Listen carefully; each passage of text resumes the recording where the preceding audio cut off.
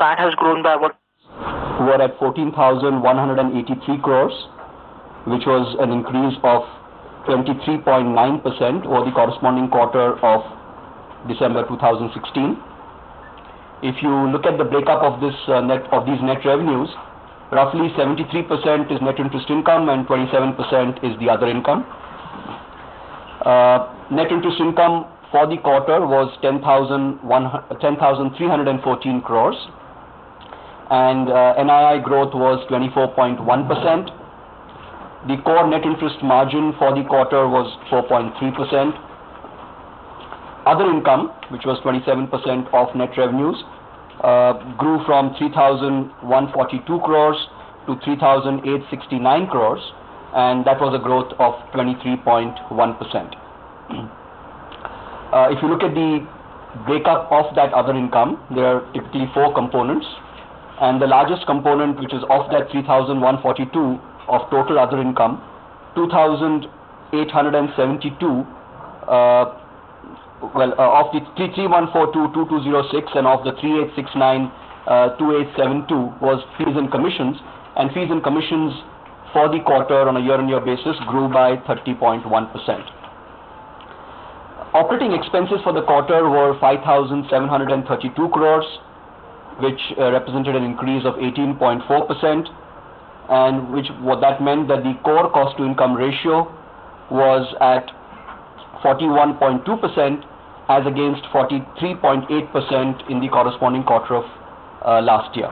So both on the revenue growth side as well as on the cost side, in terms of the cost to income, you've seen that there has been an improvement on a year-on-year basis. Total provisions were at 1,351 crores as against 715.8 crores for the December 2016 quarter, and as against 1,476 crores for the September quarter. So on a sequential basis, they are marginally down. On a year-on-year basis, of course, there is an increase.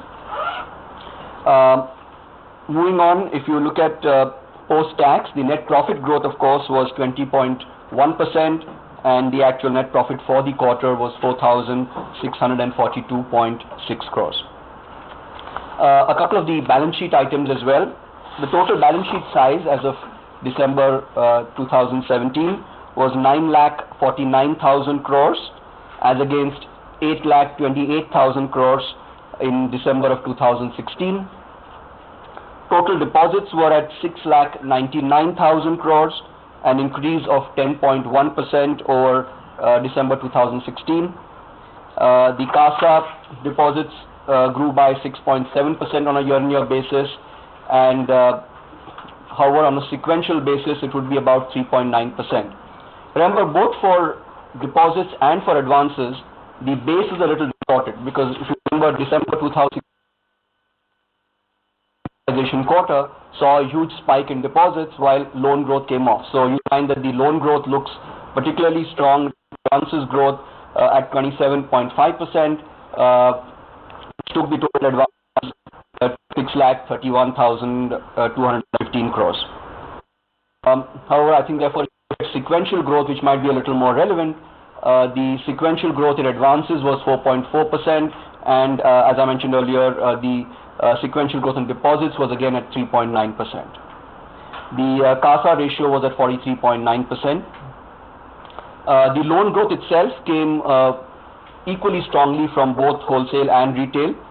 The mix today is now 55% retail and 45% wholesale.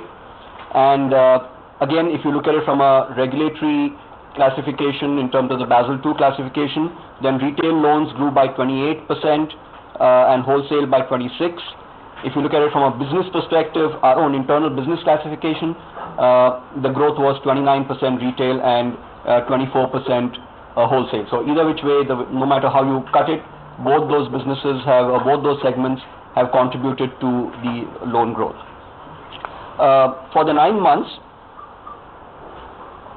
the bank earned a total income of 69,912 crores as against 60,041 crores for the 9 months ended December 2016. Net revenue growth was 22.8% for 9 months, and net profit growth was 20.2%, to 12,687 crores.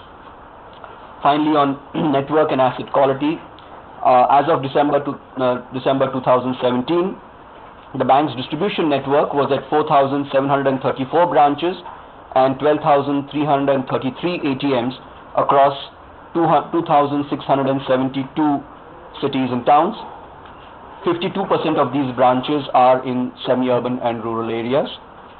On the asset quality front, gross NPLs were at 1.29% and net NPAs were at 0.4%, and our total capital adequacy based on the Basel III guidelines was at 15.5%, of which Tier 1 was at 13.6%. Those are some of the key financials, and if you have any questions, I'll be happy to take them. Sir, on the divergence, you've given more data. Last time you had said that there was some discussion about one account. Now you're talking about 3 accounts. So is there a fresh assessment? No. So of the divergence which was there, first of all, as you know, as of the last quarter, we had mentioned that while there was no finality to that, we had already made contingent provisions. Immediately thereafter, that account had been declared an NPL. Of the balance amount, some had already been declared NPL in the June quarter and the September quarter. So as we stand, I think we have now given the total, since this was a quarter in which this is the first quarter end after the finality to that, we have given the divergence of the total NPLs and of course what the status is on each of these. The last account, the account which you had declared in the last quarter, where the discussion was going on, other banks are saying that, it's paying for a year. So will you write back that provision? Well, as I've said, if you mentioned that note itself, the account has been upgraded by the JLF itself. Okay. As far as provisions are concerned, well, whatever portions of the provisions were floating provisions have gone back to floating, and the rest back to other contingent and general provisions. Okay. That's around 17 billion rupees. That's the number. Yeah, whatever the amount in respect of that would be. We just want to get a sense, because you spoke about the year ago number not being relevant. Only on lending growth, April, December, what kind of, year to date, what kind of growth have we shown? Also in terms of, because you mentioned the divergent account, what was the criteria on which there were, the RBI spotted divergence? Is it because people standard with you and not with somebody else? Is it because there was some decision making at a group level that's not happening? We just trying to get a sense of it, because generally you've not had divergences in it. So I think this is again something which we had partially explained last time as well. This was an account which was subject to the flexible structuring under the 525 framework, and in respect of that, the supervisory communication was that they felt that was not sort of meeting all the regulatory guidelines, and therefore that flexible structuring amounted to restructuring, and which therefore declared an NPA. From a servicing perspective, the account had not been past 90 days, which was the accounting reality. Also, the bank is looking also on the loan growth. On the loan growth piece, see, I think all I'm saying is that because of that distortion, which of course corrected itself along the way, the number seems inflated. But if you look at it in terms of the absolute growth that we've seen for the last 3 quarters, we've still seen very strong growth, and you'll find that the corrected year-on-year growth will get reflected if you look at just the September quarter or hopefully the March quarter as well. It's just that this particular quarter, because you had that flow, and by the time you had the March quarter, some of the spike in deposits had normalized, or at least some part of that. And again, that part of the loans, that part of it which had come down because people had prepaid or repaid their cash into their, the SME lending and the business banking lending, that got corrected along the way. So I would still say that if you look at the last couple of quarters, we've had most of the businesses growing their loan book somewhere in the high teens or low 20s, and I think this distortion is just a little bit of a base effect. But sequential momentum again at 4-ish% is still 4.5% is pretty strong.